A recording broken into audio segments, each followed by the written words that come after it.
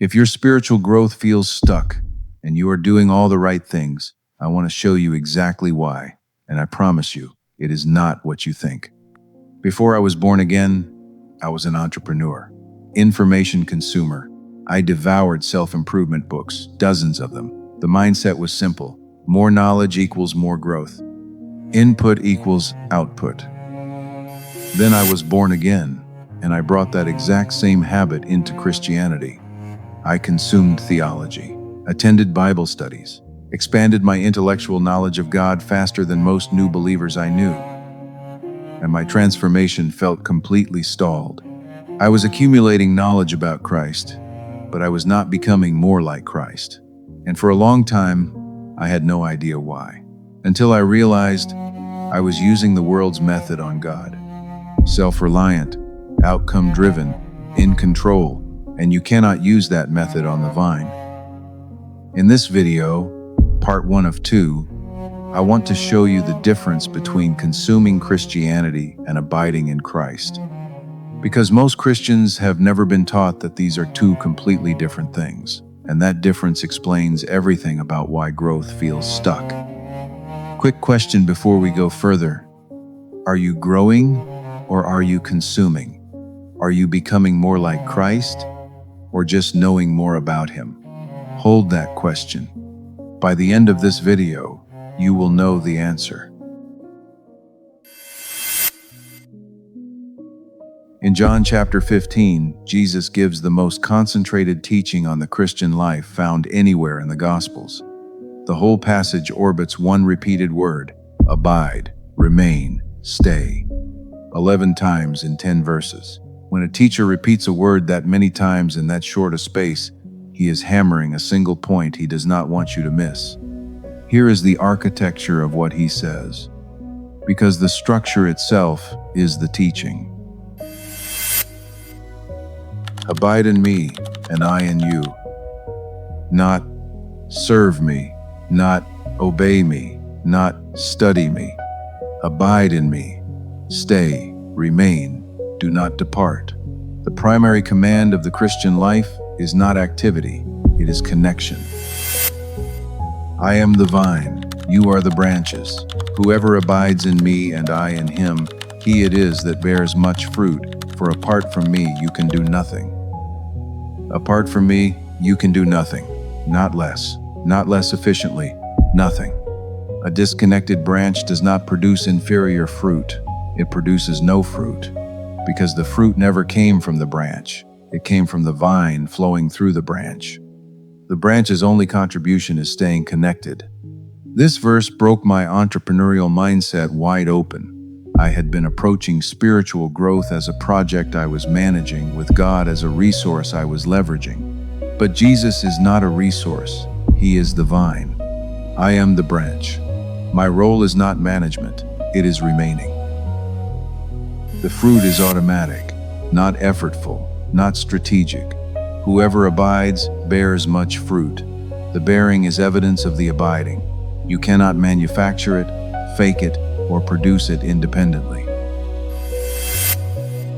If anyone does not abide in me, he is thrown away like a branch and withers, and the branches are gathered, thrown into the fire, and burned. Most teaching on abiding quietly skips this verse, but Jesus said it, and we need to hear it. A branch that does not abide does not just plateau, it withers, it is gathered, it is burned. The person present in the vineyard, attending, consuming, participating, but not genuinely connected to the vine, is not in a merely suboptimal condition. They are in a dangerous one. If you abide in me, and my words abide in you, ask whatever you wish, and it will be done for you.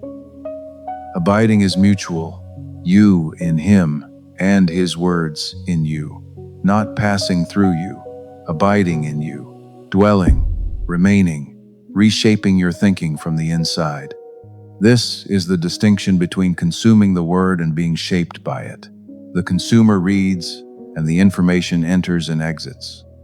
The abider reads, and the word stays. It lives, changes how they see, and replaces lies with truth because it has become part of them. What the John 15 structure forces you to ask: Is your Christian life characterized by connection or by activity? Are you a branch drawing life from the vine, or present in the vineyard but living off your own resources?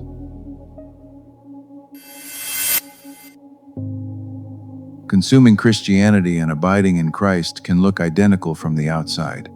Both involve Bible reading, church attendance, theological knowledge, and Christian community.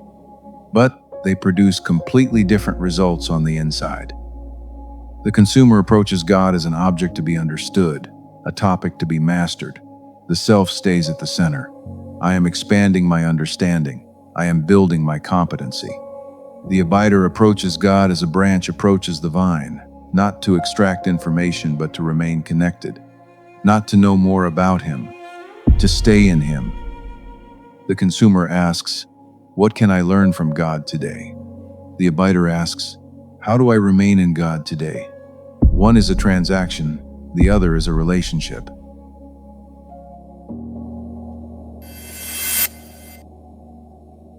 The entrepreneurial mindset rests on three pillars: self-reliance, control, and outcome pressure. Succeed by depending on yourself, managing variables, and measuring progress against results. Bring that into Christianity, and it becomes the consuming trap in its most sophisticated form. Self-reliance becomes, I will grow by reading more, praying more, and doing more. The engine is still me. Control becomes, I need to understand this before I trust it. I need to manage my spiritual development strategically.